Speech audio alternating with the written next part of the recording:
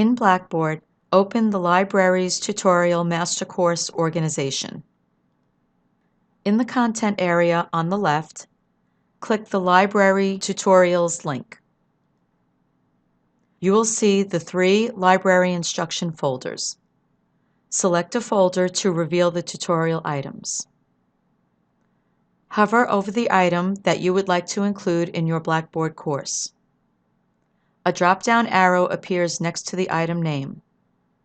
Click on the arrow and select Copy from the drop-down menu. In the Destination Organization box, click the drop-down arrow and select the course where you would like the content to be copied. Next to the Destination Folder box, click Browse.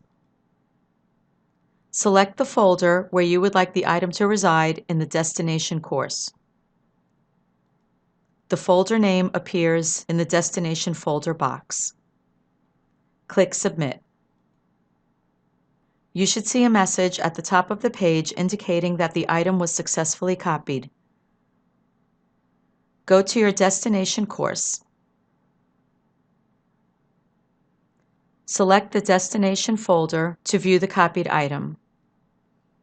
Repeat the process to copy more library lessons into your course.